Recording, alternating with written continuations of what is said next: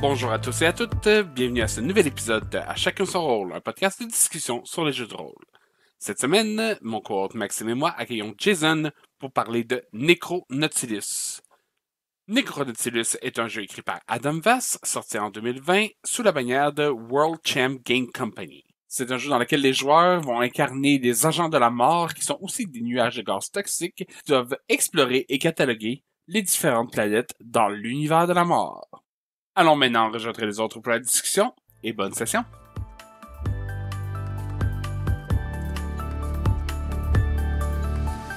Bonjour Jason. Comme tu le sais, tous nos nouveaux invités, on essaie d'apprendre à vous connaître un petit peu à travers quelques questions. On commencerait avec comment as-tu commencé à jouer à des jeux de rôle? Bonjour Maxime, bonjour Simon, très content d'être ici. Comment j'ai commencé à jouer à des jeux de rôle? Ça fait il y a plusieurs années. J'ai commencé quand j'avais environ 16 ans. J'ai rentré dans un groupe de Donjons Dragons. Donc j'ai vraiment entré par le classique des jeux de rôle. Ça, j'ai plus monté dans des jeux qui sont plus basés sur la narrative. En ce moment, je joue plus à des jeux qui ressemblent à plus une histoire qu'un jeu, en fait. Donc, Teens in Space, Kids on Bikes, c'est ce type de jeu. Ah, d'ailleurs, quels sont tes jeux du moment? Est-ce qu'il y a des jeux que tu joues un peu plus? Est-ce qu'il y en a que tu as apprécié, auxquels tu joues en ce moment? Je joue en ce moment une partie de Donjon Dragon 5, dont je retourne quand même à certaines racines. Et je joue aussi une partie de Legend of the Elements, qui est un système Powered by the Apocalypse assez simple à jouer, qui est basé sur une grande narrative. Essentiellement, les joueurs dans Necronautilus sont des agents de la mort, dans l'univers de la mort. Les joueurs vont jouer des personnages qui sont rendus dans un univers où se retrouvent toutes les choses qui sont mortes. Que ce soit les gens, les créatures, les animaux, les idées, tout ce qui est mort se retrouve dans cet univers-là partagé par tous ces éléments-là, qui va créer essentiellement des planètes. Chaque planète va être un rassemblement d'une thématique, par exemple, ou ça pourrait être littéralement un négatif d'une planète. Mettons de la Terre, que tous les gens morts se sont retrouvés là. Ça va être autant les gens morts qui sont morts dans le passé, dans le présent, dans le futur. Le temps est un petit peu indistinct dans tout ça. Ce qui fait que c'est un jeu qui va vraiment apporter un élément d'anachronisme. Dans le fond, il va y avoir autant des chevaliers, du fantastique, du sci-fi, du plus réaliste, des emails qui ont été abandonnés. Donc, un peu de tout ça va finir par créer l'univers dans lequel les joueurs vont se promener. Dans cet univers-là, la mort est reine. Donc, c'est elle qui est la déesse ou peu importe celle qui maintient tout cet univers-là en place. Mais les joueurs y incarnent ces agents. Donc, des personnages, ou plus précisément, des nuages de gaz mortels et toxiques, qui se promènent d'une planète à une autre pour cataloguer, dans le fond, toutes les nouvelles affaires qui vont arriver sur ces planètes-là, y compris les choses qui sont mortes qui y arrivent, puis aussi la vie qui fleurit sur ces planètes-là, indépendamment de tout ce qui arrive en ce moment. Donc, les joueurs vont être appelés à cataloguer, mais surtout à régler des problèmes qu'ils vont percevoir pour la mort. Donc, par exemple, il pourrait y avoir un groupe, une créature ou quelque chose qui essaie de voler une parcelle du pouvoir de la mort, ben, il va falloir qu'il l'empêche. Généralement, les joueurs vont interpréter qu'est-ce que serait la volonté de la mort sur chacune de ces planètes-là.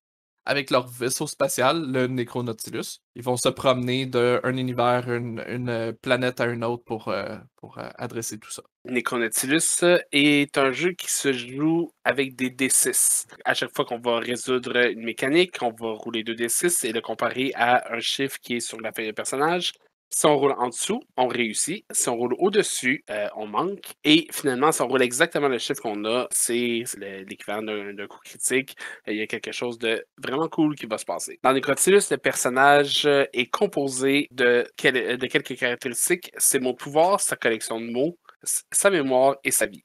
Dans le cas des mots de pouvoir et de la collection de mots, les mots sont une ressource que les personnages, les agents de la mort, ont accès pour pouvoir appliquer leur volonté sur l'environnement pour pouvoir passer au travers des obstacles. Et puis la collection, c'est des mots qui sont utilisés comme ressources qu'on peut autant transformer en mots de pouvoir que pour créer des mémoires. On peut aider nos alliés. Les mots de la collection sont vraiment utilisés comme une ressource. Bon, les mémoires, c'est des choses que les agents de la mort peuvent éventuellement avoir en se rappelant de leur passé.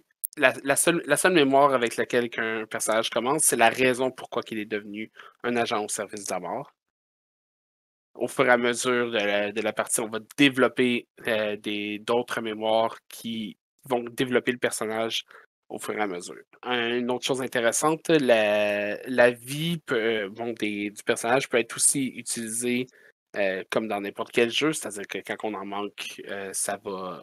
On perd pas notre personnage définitivement, mais on se retrouve à être hors de jeu. Par contre, si on en a trop, on peut aussi perdre notre personnage car on devient plus un agent de la mort, il est trop vivant pour ce travail-là.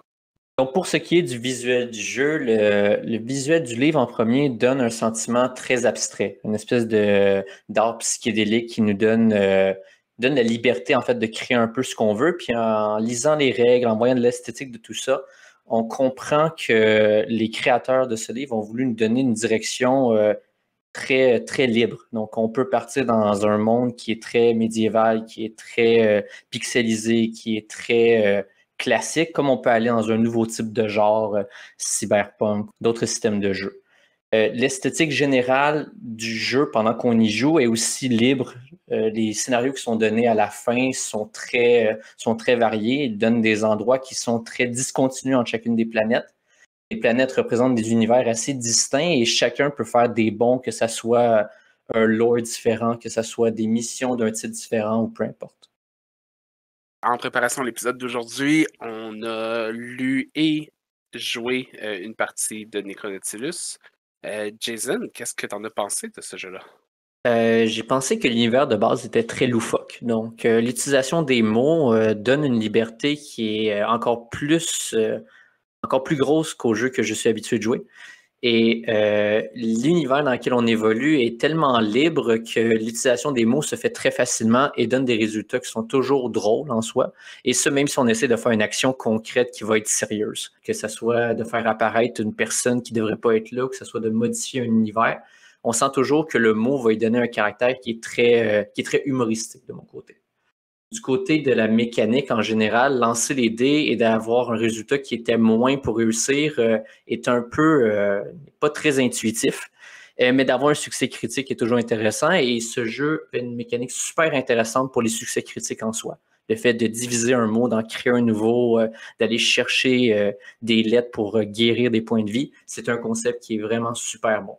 Au niveau du visuel, je pense que ça dépend en fait la partie qu'on va jouer. Si on joue avec un master qui veut nous faire jouer dans un univers qui est plus médiéval et qu'on aime le médiéval, je pense qu'on va être servi.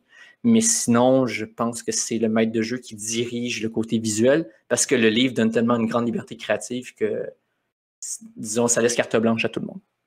Donc, bref, en résumé, l'esthétique du jeu qui nous laisse une liberté créative est un peu troublante en général. Dès qu'on passe à lire les règles, on y voit une espèce de difficulté à lire le livre en général. Donc, c'est un point que je n'ai pas tant aimé. La mécanique de jeu est très novatrice. En général, j'aime bien ce jeu. C'est vrai qu'à la lecture, particulièrement les titres de certaines sections sont toujours écrites un peu avec des polices complètement extravagantes, dessinées. Il y a certains titres que si j'avais pas eu la table des matières pour, pour m'aider, j'étais juste pas capable de lire qu'est-ce que c'était. Et toi, Maxime, qu'est-ce que tu en as à dire? Je suis d'abord totalement d'accord avec vous. Bien que le jeu a une esthétique qui est le fun, dans le sens que elle amène un peu à l'extravagance, à des thématiques qui partent d'un côté à l'autre. Je pense que c'est très important d'avoir un livre qui soit lisible. Malheureusement, ça n'était pas toujours le cas. C'était pas toujours évident de comprendre c'était quoi qui était écrit ou qu'est-ce qui devait ressortir d'une page en particulier. Et ça pouvait porter à confusion. Mais à part ça, l'expérience de jeu, je pense que c'est une expérience qui était le fun, avec des mécaniques qui étaient simples, mais qui étaient quand même novatrices avec leur aspect des mots qu'on devait interpréter, diviser, réécrire, tout ça. Je pense que ça, c'était vraiment un élément intéressant pour ce jeu-là. La seule chose que j'ai eu beaucoup de misère un peu, puis j'ai l'impression que ça va être quelque chose qui pourrait être très important à clarifier ou à retravailler avec nos joueurs. Il semblait manquer de direction. On savait pas nécessairement c'était quoi l'objectif du jeu, le jeu en soi n'avait pas nécessairement une thématique qui faisait que tous les joueurs allaient dans la même direction ou qui avaient le même objectif de la partie.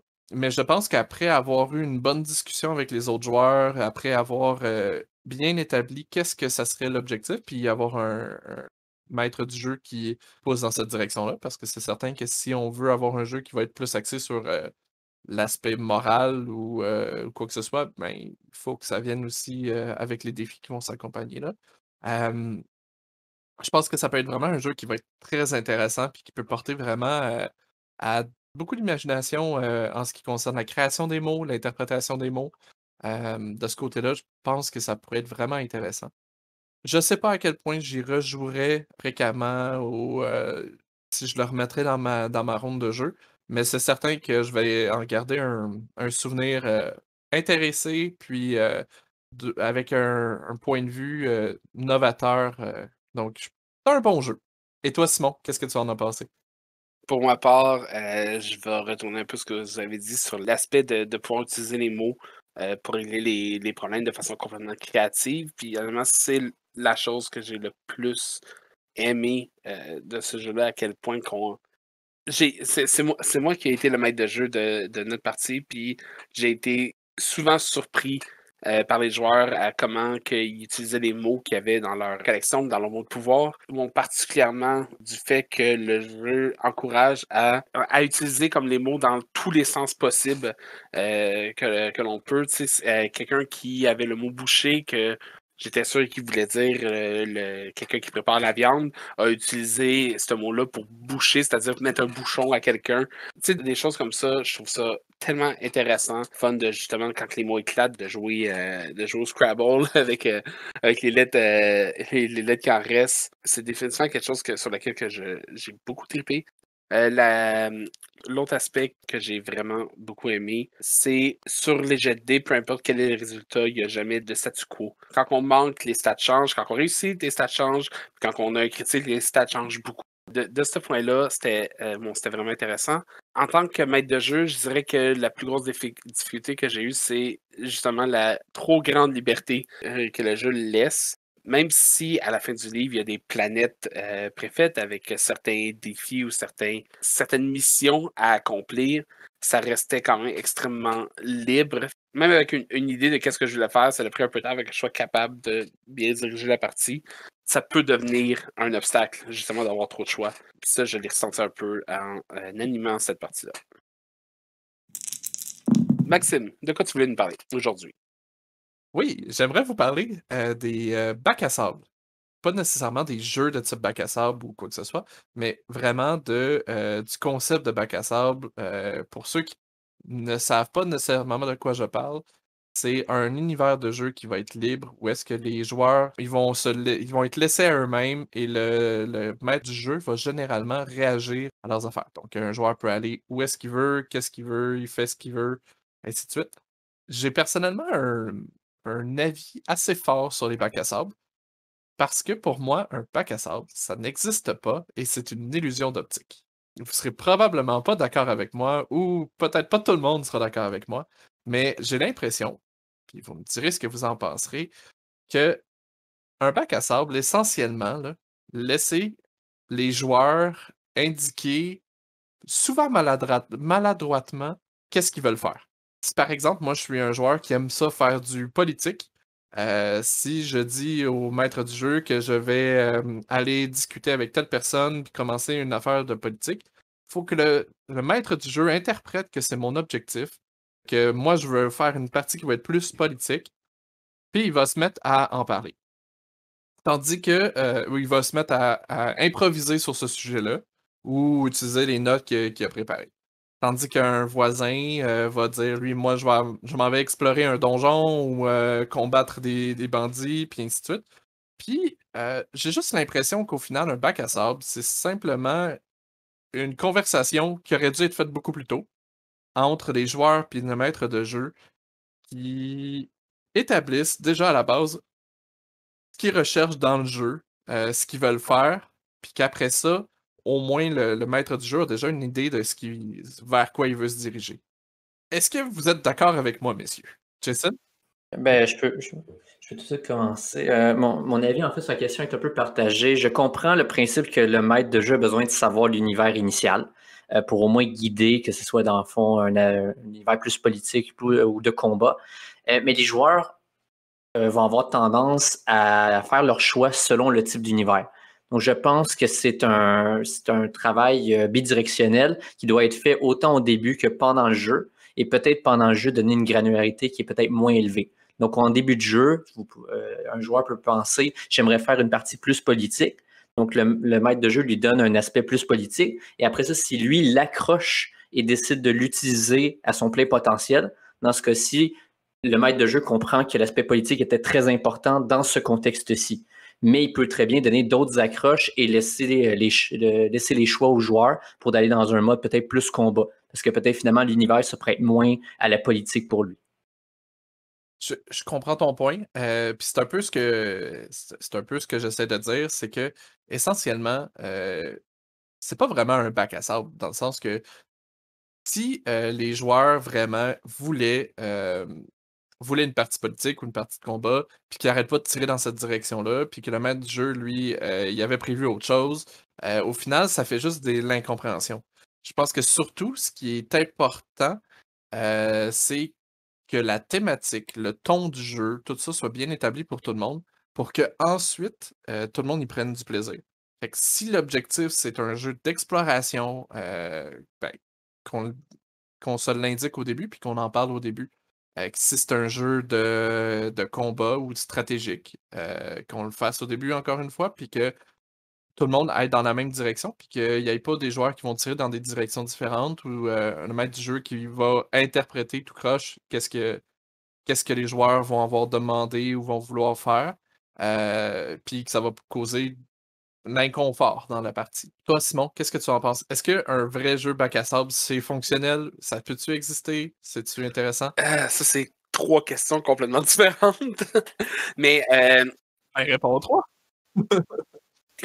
en fait, qu'est-ce que je veux dire d'abord, c'est que malgré que c'est, selon moi, extrêmement important, en fait, la chose la plus importante dans un jeu de rôle, que le maître de jeu et les joueurs, tous ensemble, en groupe, s'entendent sur qu'est-ce qu'on veut faire, qu'est-ce qu'on désire accomplir avec cette partie-là, où c'est qu'on s'en va, puis être tout le monde sur la même longueur d'onde.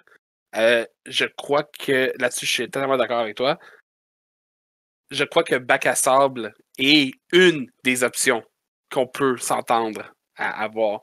Que tout le monde peut s'entendre justement de pouvoir explorer en groupe ou individuellement l'univers. Je pense que un vrai bac à sable, ce serait vraiment aussi que le maître de jeu est tout le temps réactif à ce que les joueurs font, ce qui l'empêche pas non plus de faire le monde d'avoir comme ses propres actions. Mais je suis convaincu que c'est faisable d'avoir vraiment un vrai de vrai bac à sable avec un maître de jeu qui est assez organisé ou enclin à faire ça à la lettre. Si le groupe au complet est d'accord et savent un peu qu'est-ce que chacun d'eux aime comme partie puis que ça coordonne bien. Fait que, est-ce que c'est possible? Oui. Là, c'est vraiment en théorie que je parle. En pratique, je suis presque sûr qu'il y a quelque chose qui ne marchera pas à quelque part. Il suffit d'un joueur qui veut beaucoup plus genre faire du roleplay puis les autres plus se battre pour que ça met de la dissension au sein du groupe. Maintenant, pour répondre aux autres questions que tu m'as posées, moi, personnellement, je trouve pas ça intéressant. Euh, comme avec le temps, j'ai de plus en plus gravité vers des jeux qui, justement, au contraire, restreignent le cadre de la partie. Un de mes jeux préférés, que j'ai bien l'impression que je vais finir par en parler à chaque épisode, Bands of Blade, est extrêmement spécifique sur qu'est-ce qui se passe et où on peut aller. Puis moi, personnellement, c'est plus ce genre de choses-là qui m'intéresse d'avoir d'avoir un cadre d'où c'est qu'on s'en va. Fait que c'est ça. Pour cette raison-là, non, bac à sable, ça m'intéresse plus ou moins. Et malgré que je pense que ça peut théoriquement être fait, bon, il y a beaucoup de choses qui peuvent faire que ça fonctionne pas. Moi, honnêtement, quand on parle de bac à sable, comme je dis, j'ai l'impression que c'est une manière maladroite de dire je ne vous ferai pas je ne ferai pas une mission prédéfinie ou quoi que ce soit. Mais qu'en fait, j'ai commencé à prévoir des choses, j'ai prévu des affaires, j'attends juste la bonne occasion pour pouvoir pas les imposer, mais les mettre de l'avant en vous faisant croire que c'est vous autres qui les avez déclenchés. Parce qu'on a souvent tendance à dire bac à sable là, pour être à l'inverse de, et là j'ai aucune idée du terme français à ajouter, mais railroading ou du railroad. Mais en termes de jeux vidéo, on parlerait du couloir qu'on ne peut pas déroger. Ben, le bac à sable est souvent utilisé juste pour dire moi, c'est pas ça que je fais. Je fais pas un couloir. Vous avez le choix de faire qu'est-ce que vous voulez. Mais qu'est-ce qui est vraiment intéressant, en fait, c'est que les choix et les actions des personnages aient un impact sur l'environnement. C'est ça qu'on reproche souvent au fameux couloir. Et les gens vont parler de bac à sable pour s'opposer à ce couloir-là. Mais honnêtement, un couloir bien fait prend en compte les choix, les décisions des personnages et est beaucoup plus plaisant selon moi. Je comprends ton point de vue, Simon. De mon côté, c'est très similaire. De donner le terme bac à sable où est-ce que quelqu'un va avoir une très grande liberté. À mon avis, en fait, ça va être d'avoir plusieurs choix, plusieurs narratifs qui peuvent être disponibles qui vont avoir un impact pour le joueur. Donc, que tout le monde s'entende sur un thème général ou une idée générale, d'un style de jeu général. Et après ça, là, on rentre dans le terme de bac à sable où est-ce que les actions des joueurs peuvent être un peu n'importe quoi et peuvent influencer l'idée principale. Mais évidemment, pour parler un peu de ton côté, Maxime, si les joueurs ne vont pas dans la même direction et que dans le fond, le maître de jeu impose son type dans le fond, son enquête, son investigation, ses objectifs, peu importe, ça va un peu contre les joueurs, puis ça va créer de la frustration en jeu parce qu'on va sentir que l'action des joueurs n'a pas d'importance ou servent uniquement à démarrer des actions que le maître de jeu veut donner.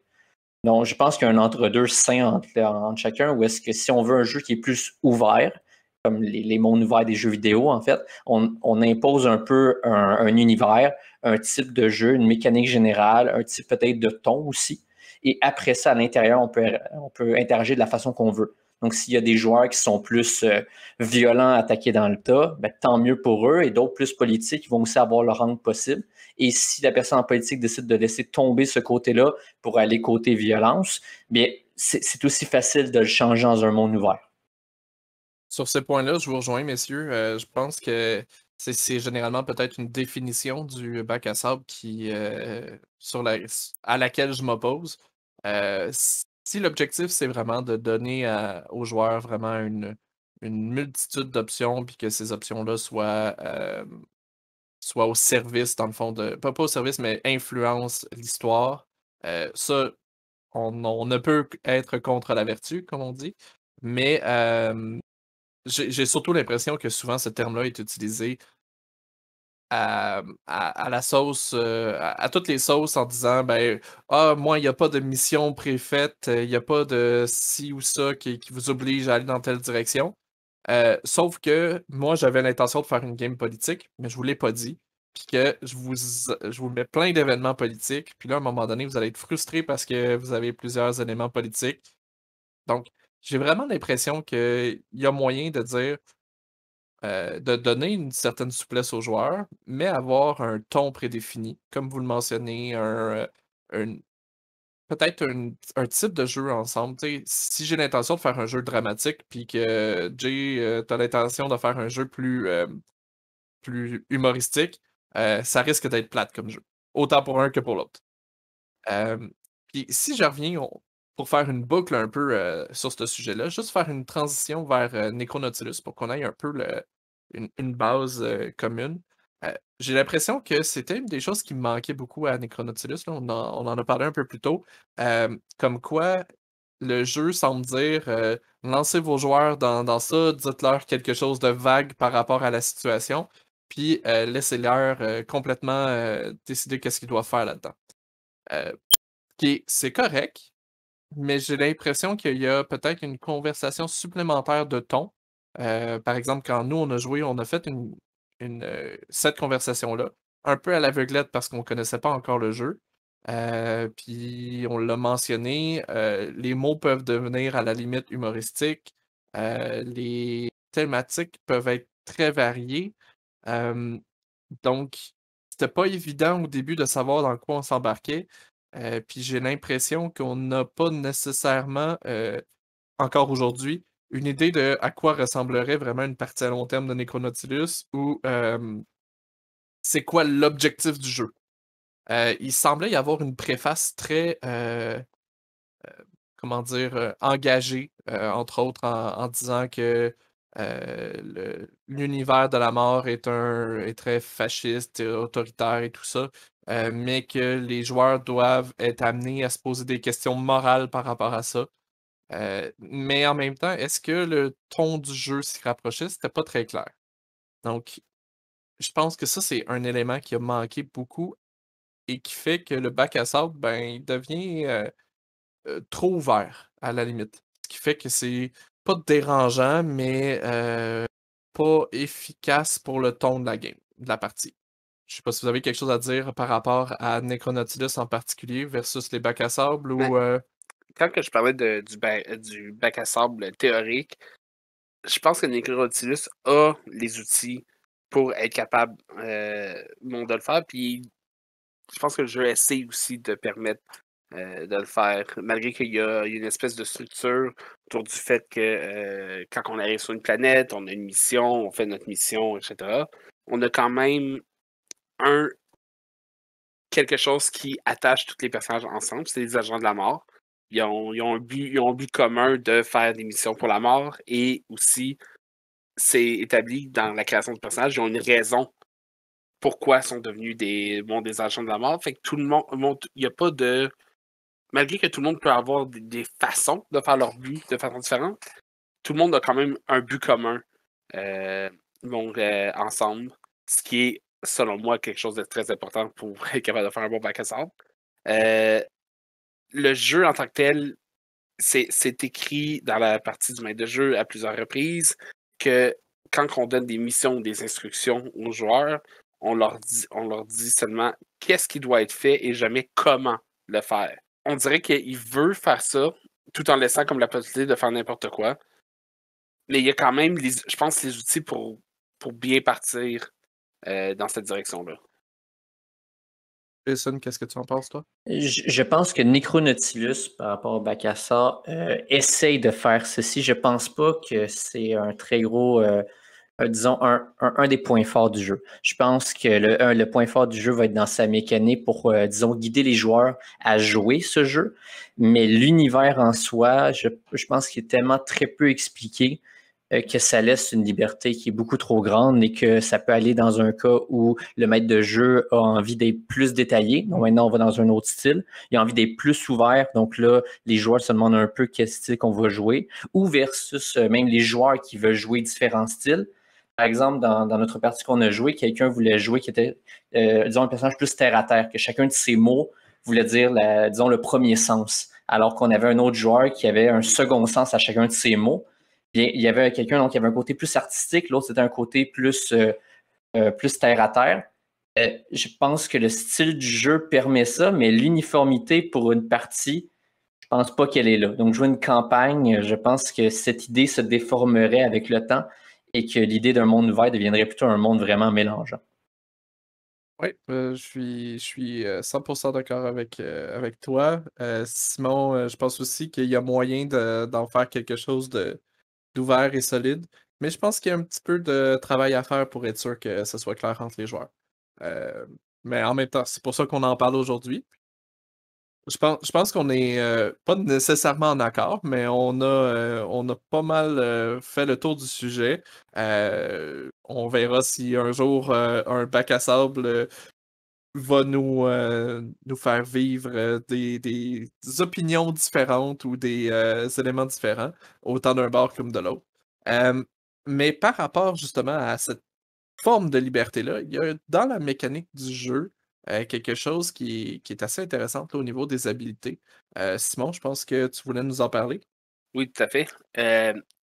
Dans Necronautilus, quand on essaie de résoudre un problème, on choisit soit un mot de pouvoir ou une mémoire pour le régler, ou on peut laisser ça à la chance, mais c'est pas ça qui nous intéresse en ce moment. Le joueur, quand il choisit quelle mémoire ou quelle habilité qu'il prend, a une liberté complètement débile et le jeu le pousse dans cette direction-là. Il y a une liberté totale à savoir lequel de ces mots va s'appliquer dans la situation. Et même le jeu, ça encourage à prendre des mots au deuxième sens, à même prendre un mot qui s'écrirait pareil dans différentes langues. De prendre le sens d'une autre langue à la place, de celle dans laquelle on joue. Ça peut être aussi une possibilité. Bref, le joueur est 100% en contrôle de laquelle de ses habilités qu'il veut, peut utiliser. Et c'est quelque chose que je trouve vraiment intéressant, euh, surtout par rapport à la plupart des jeux, des jeux plus traditionnels. Souvent, ils vont comme dire, OK, si tu fais telle action, genre, tu veux débarrer une porte, il faut que tu roules l'habilité de décrocher les serrures. Ça va prendre de la dextérité avec ton habilité, puis il faut que tu battes tel chiffre. C'est comme extrêmement, souvent précis qu'est-ce qu'il faut que tu roules. Telle situation demande de rouler tel jet. Il y a d'autres jeux pour lesquels qui vont lui demander un peu plus laisser un peu plus de choix aux mon joueur. Je pense encore une fois, on est dans les Blades in the Dark, où le joueur peut choisir l'action qu'il veut, mais encore une fois, le maître de jeu a pas mal un énorme poids de décision. Est-ce que cette action-là va être efficace? Est-ce que ça va être plus difficile ou plus dangereux à faire parce qu'il prend cette action-là au lieu d'une autre? Puis vraiment, dans Necronautilus, c'est les reines sont lâchées, on laisse le monde arriver, le monde partir. Fait que, je pense que j'aimerais vous poser comme question, c'est un peu, un peu votre préférence, mais aussi qu'est-ce que vous pensez qui pourrait faire le plus de plaisir entre avoir quelque chose de rigide ou avoir comme être complètement libéré. Moi, de mon côté, j'aime plus avoir de la liberté créative. J'ai commencé dans des jeux style Donjon Dragon où est-ce qu'on a vraiment une série de plusieurs caractéristiques. Si on veut crocheter une serrure, il faut avoir l'habilité. Sinon, on a un gros désavantage. À l'intérieur de ceci, d'avoir des classes qui peuvent te donner un sentiment disons, d'augmenter ton personnage est intéressant. Mais quand on commence avec une liberté créative, en fait, on peut enlever cet élément de jeu qui est plus une règle disons, qu'une façon de jouer. Donc, d'avoir des classes, c'est un concept de certains jeux, mais pas tous. Et dans le cas de Necronautilus, de ne pas avoir de classe, de donner une liberté totale à l'utilisation des mots, le type de pouvoir que ton personnage va sortir, qu'on peut avoir autant le mot éclair pour être rapide comme pour faire apparaître la foudre, par exemple. Ça donne une liberté de création qui est super. Les types de jeux qui ressemblent à ceci, pour moi, sont souvent comme des City of Mist. C'est un jeu qui est dirigé par des power tags et qui vont chercher un peu un côté abstrait à ton pouvoir. Et c'est ce que je pense qui est mieux pour les types de jeux maintenant. Des types de jeux se veulent avec des combats un peu plus courts, mais plus artistiques, plus narratifs. Et c'est ce qui m'intéresse plus maintenant dans les types de jeux. Oui, je peux aller dans la même direction, mais j'aime ça, la liberté sur ces éléments-là. Mais je pense que d'avoir des restrictions narratives, c'est une bonne chose pour la créativité. Et non seulement pour la créativité, mais d'avoir trop de liberté, des fois, peut tuer l'imagination et la créativité. Je m'explique. Par exemple, dans Necronautilus, le fait qu'on peut utiliser nos pouvoirs de toutes les manières possibles, si je veux si je veux complètement brûler une section de la ville, je peux faire apparaître un volcan si j'ai le mot volcan. Ça a quand même une certaine restriction dans le fait qu'il faut avoir un mot qui est connexe et qu'on peut interpréter de la manière qu'on veut. Donc, si par exemple, j'ai le mot, on a parlé tantôt de. Si par exemple j'ai le mot craquelin, comme j'avais la dernière fois, c'est pas nécessairement facile d'inventer quelque chose qui va avoir rapport à ça, mais on peut donner la texture du craquelin à un monstre, on peut faire apparaître des craquelins, tu sais, il peut avoir des idées, mais le fait d'avoir une certaine restriction dans la mécanique est selon moi très importante tout de même. Donc, oui, j'ai l'impression que c'est important, mais je pense que trop de liberté peut tuer dans l'œuf l'imagination puis ces éléments-là. Même que, à mon humble avis, Necronautilus amenait un peu ça un peu trop loin. Je vais prendre l'exemple que tu as utilisé, Jason, City of Mist, qui est un Powered by the Apocalypse, utilise des pouvoirs qui sont définis par soit des courts énoncés ou juste un mot ou des éléments comme ça, mais qui restent d'une certaine manière fixe. Ça nous permet, dans le fond, d'interpréter plus facilement, d'avoir une certaine base sur laquelle se maintenir. Puis on peut, après ça, jouer autour de ça. Necronautilus avait quand même cet élément-là de mots prédéfinis, ben pas de prédéfinis, mais qui sont définis, qui font qu'on peut pas aller non plus dans toutes les directions.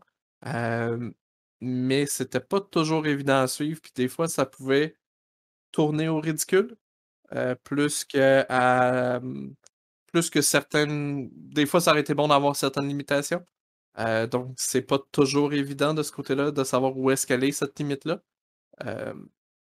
Donc, je sais que mon avis n'est pas nécessairement très clair, mais c'est ce que j'en pense. À vous écouter parler, ce que j'ai le plus peur, en fait, quand tu as trop de liberté à choisir l'habilité que tu veux utiliser pour la situation, c'est le principe de marteler la même habilité. Comme je suis bon avec un marteau, je vais tout le temps frapper, puis quand c'est d'autres choses, je vais laisser ça soit aux autres ou trouver une façon de réussir en frappant pour tout le temps utiliser mon habilité que je suis bon. Par contre, la plupart des jeux qu'on vient de nommer, où c'est qu'on a de la liberté, ont une certaine mécanique à l'intérieur qui empêche de justement marteler tout le temps la même habilité. Quand on parlait de City of Mist, si je me souviens bien, il y a carrément une règle dans le jeu qui dit que si tu refais le même move, il faut que tu utilises des tags différents. Ou si tu utilises les mêmes tags, il faut que tu fasses un move différent.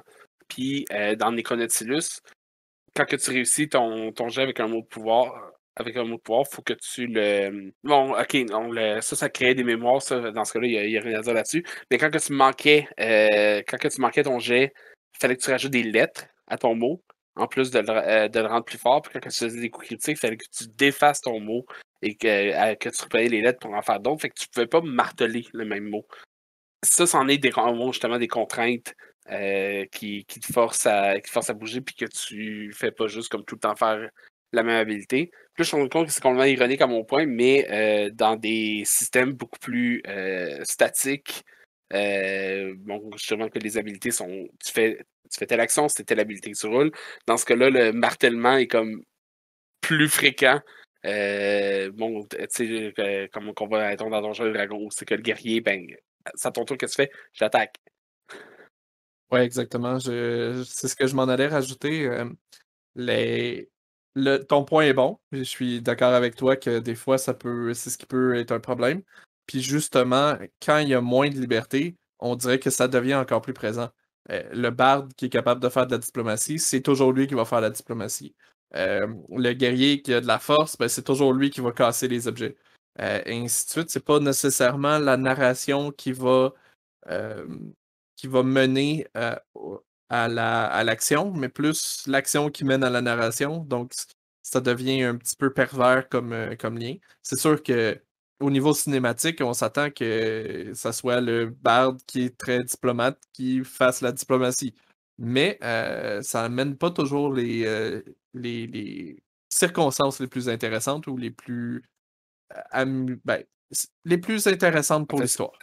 c'est le contraire. On dirait que c'est tout le temps quand que, justement, dans une game de donjon, quand que finalement, faut être diplomate, puis le barbare dit une connerie en premier, puis là, ça fait dégénérer la situation. C'est souvent plus intéressant que ce soit le barde, quand c'est le barde qui prend le contrôle comme d'habitude. Oui, définitivement.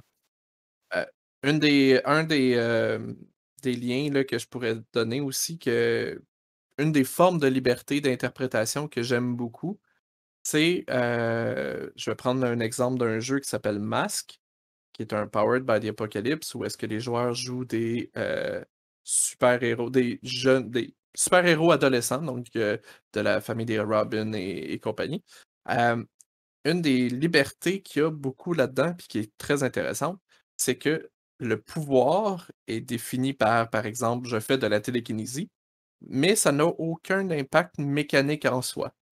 Donc, par exemple, si je veux défendre quelqu'un avec ma télékinésie, c'est l'intention qui compte et non la manière que je le fais ou qu'est-ce que j'utilise comme outil. Fait que l'interprétation de la télékinésie et de ton pouvoir, dans le fond, est complètement libre. Ça, c'est un des éléments que j'aime beaucoup de cet aspect-là. Mais il y a toujours moyen après ça de voir différemment. Puis c'est un peu la même chose aussi avec Necronautilus, dans le sens que ce que tu interprètes de ton mot, c'est toi qui l'interprètes, mais mécaniquement, ça n'a pas vraiment d'importance quel mot tu utilises. C'est juste qu'est-ce qui va mettre de l'avant la narrative qu'on veut avoir. C'est vrai que peu importe comment on regarde ça, tu choisis un mot, puis c'est ton action de résoudre le problème. C'est tout. Exact.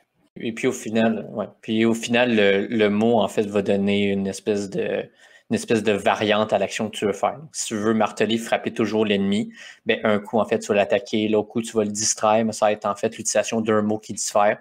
La mécanique va être la même, tu vas avancer sur la jauge de succès. Puis un élément que j'aimais aussi que tu as survolé, Simon, c'est que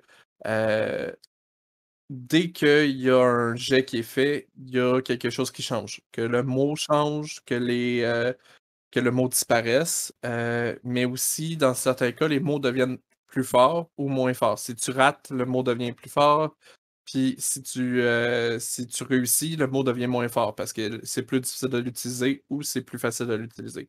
La même chose avec les mémoires qui sont des éléments qui restaient plus longtemps. Si tu réussis à l'utiliser, ben après ça va être plus difficile de l'utiliser et l'inversement. Donc, c'était quand même intéressant cet aspect-là. Oui, définitivement. OK. On a eu des belles conversations sur des aspects extrêmement mécaniques du jeu. Mais je pense que Jason veut nous parler de quelque chose de beaucoup plus thématique. Ça va faire changement un peu. Oui, oui, je vais parler en fait du concept de la mort dans les jeux de rôle. En général, c'est un élément qui est plate, qui est une fin. Donc, la mort dans un jeu de rôle, c'est l'endroit où ton personnage va arrêter de jouer. C'est l'endroit où ton personnage n'a plus vraiment d'intérêt ou qu'il est peut-être rendu injouable. Donc, dans certains jeux, au lieu d'être mort, tu deviens une espèce d'ombre qui veut, par exemple, qui est rendu un ennemi. Donc, tu peux plus vraiment le jouer. Dans d'autres jeux plus classiques comme Donjon Dragon, tu es mort et c'est pas mal fini. Tu déchires ta fiche de personnage et tu recommences un autre personnage. Ce concept-là est excessivement plate et c'est dommage parce que la mort peut donner une espèce d'aspect ésotérique au jeu, une espèce de mysticisme, peut ouvrir une autre porte que le monde ne savait pas ou peuvent même interagir avec le monde des vivants. Dans Necronautilus, ils ont pris ce thème-là, ils en ont fait un jeu. Je trouve ça très intéressant. On joue des agents de la mort. Et notre but est d'avancer dans ce monde, de découvrir un peu, de cataloguer tout ça, mais de mourir ou de trop vivre, en fait, dans ce cas-ci, a des conséquences qui sont intéressantes.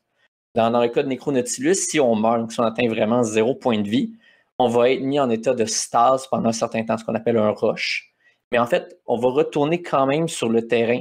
Et si on rush plusieurs fois, on meurt plusieurs fois, on s'en va en fait avoir une correction, on s'en va avoir une espèce de narratif qui va être lié à ça, qui va apporter plus du lore de Necronautilus. Donc, si le maître de jeu a pensé à qu'est-ce que la mort, qu'est-ce que ce concept en général et qu'est-ce qu'il apporte, un peu les objectifs cachés derrière les objectifs qu'ont les joueurs, on peut en fait pousser cet élément-là encore et ça donne un peu une seconde vie au jeu. Dans le cas où est-ce qu'on vit trop, justement, où est-ce qu'on a trop de vie, Necronautilus nous fait comme revivre en tant qu'humain. Je pense que c'est la partie en fait qui est la plus plate parce qu'on s'écarte du principe, mais je pense que rendu là, le maître de jeu a comme une liberté maintenant d'être plus agressif et de repousser un peu les éléments vers par exemple une attaque qui ne serait pas possible. Donc un peu le concept de monter de niveau, mais si les joueurs trouvent ça trop simple, ils vont avoir plus de vie, ils vont pouvoir plus l'utiliser et on peut concentrer cet élément de narratif pour donner un gros coup aux joueurs. Pour moi, c'est un élément ce que j'aime beaucoup. Et vous, qu'est-ce que vous pensez de la mort en général à l'intérieur des jeux de rôle? Oui, effectivement, la mort, c'est quand même un élément intéressant dans quelques jeux de rôle et très, très plate dans d'autres, effectivement. Je pense que ce qui arrive souvent, puis on va aller plus dans les jeux plus classiques, c'est que on a l'impression souvent que la mort est nécessaire pour rajouter une forme de tension dans une partie. Si on y va avec un classique à la Donjon Dragon, euh, si mon personnage n'a aucune chance de mourir pendant un combat, il n'y a pas vraiment de crainte ou il n'y a pas vraiment de tension au niveau des combats. Ça devient ça devient plate. C'est ça. Puis là, comment balancer entre le fait de perdre un personnage, c'est plate, puis ne pas avoir peur de la mort, c'est plate. Donc, il y a comme cet élément-là, cette dichotomie-là qui est difficile d'approche, puis je prétends pas avoir de solution pour Donjon Dragon. Mais, tu sais, j'ai vu par le passé, puis je sais qu'il y a des univers de jeux que ça a son importance, où est-ce que, par exemple, on va dire tel personnage est mort, ben, ça va être l'occasion, au contraire, de partir d'une nouvelle campagne où est-ce que les personnages s'en vont chercher l'âme de cet autre personnage-là en enfer, puis ainsi de suite. Donc ça peut être intéressant, mais on parle quand même d'exception, c'est pas intégré au jeu en tant que tel. Des fois, il y a, tu sais, si on est suffisamment puissant, il peut avoir la résurrection, ces affaires-là, mais parlons du jeu plus généralement. Tandis qu'il y a d'autres jeux où est-ce que la mort est pas vraiment une option, dans le sens que ce n'est pas thématiquement intéressant. Donc, je vais retourner à Masque, j'ai parlé un peu plus tôt. Euh, Par défaut, on peut pas mourir. C'est ça le concept. Mais il y a beaucoup plus de choses à perdre à rester en vie, puis avoir des thématiques, tu sais, justement un élément par rapport à ça. Mais c'est pas vrai que dans des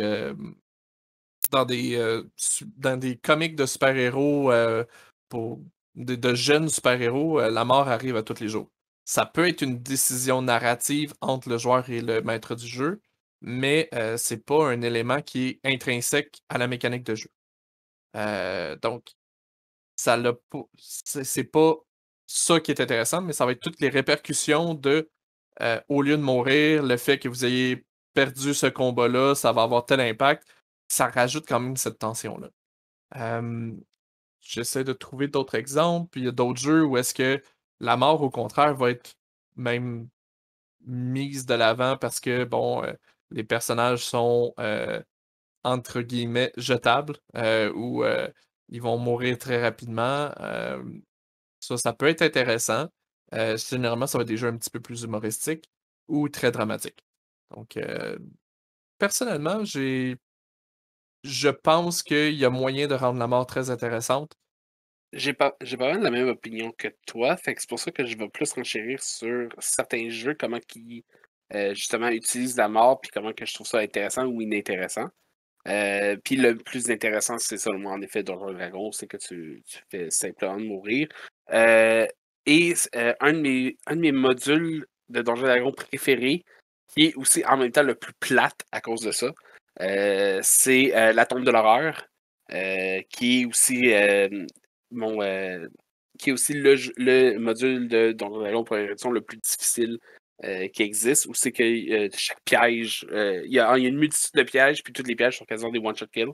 Et tu fais pratiquement d'un coup, ou même, bon, t'as un puzzle en endroit que t'as deux droits de décision à prendre, mais après la première décision, si t'as pris la mauvaise, peu importe les autres que t'as pris après, c'est fini, il n'y a plus rien.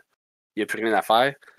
C'est un élément malgré que je trouve extrêmement intéressant, surtout à cause de sa réputation d'être le module le plus difficile. C'est aussi le module le plus plate, parce que mourir, c'est plate. Surtout quand il n'y a plus rien à faire. Là où c'est qu'il y a des jeux qui font la mort de façon intéressante pour rester dans une thématique de Donjons et Dragons, Dungeon World, Powered by Apocalypse qui simule Donjons et Dragons. Quand que le personnage meurt, en fait, quand le personnage arrive à 0 point de vie, ce n'est pas. Puis qu'il y a un jet de dés à faire, puis s'il manque, il ne va pas mourir sur le coup. Il va mourir au moment opportun. Donc, à partir de ce moment-là, on sait que le personnage va mourir, mais on peut prendre au moins le temps que sa mort ait le plus d'impact possible narrativement, ce qui est une belle permission à se donner dans ce genre de jeu-là. Il y a aussi certains livres d'expansion de Dungeon World où c'est que certaines classes vont avoir une habilité qui va s'activer seulement quand ils vont mourir. Je m'en souviens de un qui était comme une espèce de maître de combat, mais plus tactique. Quand il meurt, c'est que son habilité, c'est que ça faisait partie de son plan. Fait que tu peux rajouter un élément dans l'histoire qui fait que ta mort déclenche puis donner un avantage aux autres. Une campagne que j'ai faite récemment, qui va un peu dans la même veine. Le jeu était The Watch. Quand on meurt dans The Watch, qui est une campagne, c'est un jeu d'une campagne militaire. Quand on meurt dans The Watch, on part dans un peu comme Dungeon World, on attend un peu avant de mourir pour de vrai et on meurt d'une façon éclatante ou on accomplit quelque chose en mourant, comme on doit sacrifier pour ça. Fait que ça, c'est des options beaucoup plus intéressantes. Necronautilus rend ça quand même intéressant de tomber à 0 de vie. Parce que quand on arrive à ça, le rush que Jason a parlé tantôt, pendant que ton personnage est en stase, il revit des parties de sa vie, des parties stressantes de sa vie, et t'en retire des mémoires après ça quand que tu reviens. Tout ça, tout ce que je suis en train de dire, c'est des mécaniques où c'est que la mort fait avancer l'histoire ou continue à faire bouger l'histoire. Fait que même si dans la plupart des cas, tu perds quand même ton personnage, au moins tu l'as pas perdu pour rien. Tu as laissé ta marque en le perdant, puis ça peut arriver dans une game de Donjons et Dragons que tu meurs de façon vraiment haute, puis que tout le monde va s'en souvenir pour des années à suivre. Mais les autres jeux que j'ai nommés, c'est intégré dans leurs règles. Ouais, je comprends vos points de vue. De mon côté, en fait, c'est surtout pour tous les jeux qui se veulent jouer plus qu'une séance. Donc, si on joue une séance et qu'on meurt de façon éclatante, disons, ça va être le moment de célébrer. C'est la grosse fin, puis tout le monde est heureux. Puis de perdre son personnage de façon la plus épique possible est toujours intéressant. Mais si on veut jouer une campagne, je sais pas, on prend un certain groupe de personnages, prend donc, je sais pas, 4 joueurs et on joue à chaque semaine ou à chaque 2 semaines pendant un certain temps, j'ai l'impression, en fait, que le concept de la mort doit être déjà intégré, pas nécessairement comme une peur, mais comme étant une option qui semble peut-être la moins viable possible, mais qui reste une option possible. Donc, les gens peuvent passer à travers ça et qui peuvent se dire, disons, le joueur peut se dire, je peux faire cette action qui me tuerait, mais je sais quand même que la semaine prochaine, on va continuer à jouer ce genre d'histoire et que mon personnage ne va pas partir et après ça, je dois penser à un nouveau concept. Donc, je pense que le concept de campagne, lié à un concept de mort intéressant, c'est ce qui va faire pour moi, le jeu ultime, là, qui va faire que le jeu va pouvoir jouer et d'avoir plusieurs facettes. L'avantage de Necronautilus, c'est son système de mort, je trouve. Malheureusement, son système de campagne n'est pas aussi bien développé, à mon avis. Parce qu'il donne une très grosse liberté, les gens peuvent aller partout, donc on sent moins l'appartenance à un personnage ou moins à une place. Il n'y a pas vraiment d'endroit qu'on peut appeler une maison, à part peut-être le vaisseau, puis même là, le vaisseau sert de transition. Je sens que l'élément principal dans le lore se perd un peu, alors que dans le concept de la mort, ici, on pourrait aller chercher des concepts intéressants qui pourraient peut-être même lier les personnages pour la rendre peut-être même plus accessible, que les joueurs en fait veulent mourir pour faire une action épique et qui savent qu'ils vont rejouer après. Juste ajouter à ce que tu as dit, je pense que le pire que la mort puis de plus jouer ton personnage, c'est de faire un nouveau personnage et de t'intégrer à un groupe que tu n'as plus de lien avec. Tu sais, quand tu as passé 18 sessions à faire des liens avec les autres, puis là, tu rentres un nouveau personnage, c'est tout le temps comme. Il est forcé dans le groupe, là. Fait partie du groupe, mais pas vraiment, puis c'est pas tout à fait clair si c'est quoi ses interactions avec les autres, là. Mais oui. Je pense que ça va faire une bonne, un bon résumé comme de nos 3 points. Le Necronautilus qui a énormément de liberté dans qu'est-ce qu'on peut faire. On l'a pris pour dire ces commentaires-là, on l'a pris vraiment comme tel qu'écrit vraiment dans son livre, mais dans le livre. Mais il n'y a rien qui empêche un groupe, un maître de jeu, de définir un cadre à l'intérieur de ce bac de sable-là d'avance. On pourrait utiliser Necronautilus pour puis sélectionner, admettons, juste 4 ou 5 planètes environ où c'est qu'il se passe des événements, puis qu'on revient entre les planètes, on bouge d'une place à une autre. L'histoire avance entre ces affaires-là. On peut faire comme une espèce de système fermé, puis dans ce cas-là, il y a une forme de campagne qui peut plus en ressortir, surtout si au fur et à mesure qu'on fait des mémoires, on commence à plugger des NPC qui ont rapport avec les mémoires des mondes des joueurs. Je pense que toutes les fois qu'on a parlé de la liberté comme étant un problème, il y a une solution aussi dans la liberté. C'est-à-dire, si on a de la liberté, on peut aussi restreindre nos propres limites, établir nos propres limites, puis travailler dans ce cadre-là. Oui, tout à fait d'accord. Les meilleurs bacs à sable, c'est les bacs à sable restreints, que t'as pas de liberté à l'extérieur de ce bac à C'est pas sable. un labyrinthe Exact. dans le bac à sable. Exact. Exactement. Je fais des blagues, mais je pense qu'effectivement, c'est les meilleurs bacs à sable. C'est ceux qui ont vraiment une zone restreinte, un sujet restreint, une thématique restreinte pour que tout le monde puisse naviguer dans la même direction puis avoir un peu je parle pas dans la même direction très granulaire, là. On parle vraiment généralement. On peut faire une histoire dramatique, ben ça va être. On sait tous que ça va être dramatique, mais on sait pas c'est quoi le drame. C'est bien correct. Puis est-ce que c'est quelque chose de justement héroïque? Ben c'est correct aussi, mais l'important c'est qu'on ait un peu le même ton, le même avis. Puis je pense qu'effectivement de prendre Necronautilus puis de le retravailler avec des personnages non-joueurs prédéfinis, des planètes prédéfinies, ça peut être bénéfique pour le jeu. Mon dernière question, est-ce qu'à la suite de nos discussions, est-ce que votre avis sur le jeu a changé par rapport à la critique que vous avez faire au début? Oui, Maxime? Je dirais pas qu'elle a changé, mais j'ai l'impression que je pense qu'on a clarifié un peu ensemble qu'il y a moyen de dire on peut prendre ce jeu-là puis en faire un jeu sans le modifier vraiment, mais juste en se restreignant un petit peu puis en ayant une bonne discussion avant game, avant la partie, on peut en faire vraiment un univers de jeu puis quelque chose qui pourrait être vraiment le fun. Parce que la mécanique de jeu, honnêtement, des mots, là, ça, c'est quelque chose qui valait vraiment la peine à essayer puis à tester. Puis l'univers en tant que tel est le fun, là, l'aspect de la mort. Mais il y a comme trop de liberté. Fait que juste de structurer ça un peu, puis je pense que ça peut faire vraiment quelque chose de très intéressant. Je pense de toute façon, s'entendre sur le ton et la direction de la partie au début entre les joueurs et le maître de jeu, c'est quelque chose qui est nécessaire à toute bonne game de base.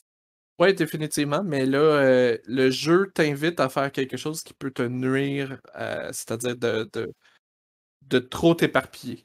Jason? Moi, de mon côté, mon opinion a un peu changé par rapport à l'idée de la campagne. J'aime beaucoup votre idée de prendre le bac à sable et de le restreindre pour donner tout le côté de l'univers. Donc, que ce soit le ton du jeu, les planètes déjà définies, les personnages un peu vont dans le même sens, le type d'histoire qu'on va aller chercher, que tout ça soit défini, ce qui n'est pas expliqué dans le livre, donc en soi, de rajouter cet élément-là, et ça pourrait en faire une campagne. Un peu comme un système que j'ai déjà joué, qui est de Teens in Space. On te donne la liberté de faire autant de planètes que tu veux, d'aller à l'intérieur, de faire des races comme que tu veux. Mais à l'intérieur de ce livre, on trouve une certaine idée de reprendre ces liens-là pour en faire une espèce d'histoire continue. Je pense que c'est ce qui manque pour en faire une campagne avec Necronautilus. Je pense qu'avec les éléments qu'on a discutés, ça apporte un peu l'élément manquant. Et toi, Simon? J'aimais déjà beaucoup le jeu à la base, mais peut-être que ce que je viens de dire pourrait ajouter à la longueur de la campagne que j'aimerais faire, qui avant était plus dans le 3-4 games. Peut-être que là, mon idée augmente peut-être plus à 8 games. Je pense pas quand même que peu importe Necronautilus se prêterait à une campagne d'1 an. Non, puis on va être franc, la plupart des jeux qui sont créés maintenant ont une certaine longévité aux alentours de 8 à 10 games, 8 à 10 parties. Puis honnêtement, dans bien des cas, c'est suffisant pour faire une bonne histoire. Puis, mais ça, on pourra en parler à un autre table ronde. Donc, merci beaucoup d'avoir été avec nous. Merci, Jason, d'avoir été là. Ça fait plaisir. Jason, y a-t-il quelque chose que tu veux dire aux auditeurs, une plug? Est-ce qu'on peut aussi qu'on peut te retrouver sur YouTube, sur Twitter, etc.? Certainement. En fond, j'ai une chaîne YouTube où est-ce que je fais des jeux de rôle interactifs, donc un peu des histoires dont vous êtes les héros en format vidéo. Et vous pouvez en fond aller dessus. Ça s'appelle Table Nonstop. Et les liens vont être dans la description de l'épisode. Merci à toi, Maxime. Merci à vous deux. Toujours plaisant de discuter de jeux de rôle avec vous. Et surtout, merci à vous. Alors, je vous souhaite de passer une bonne journée et bon jeu de rôle.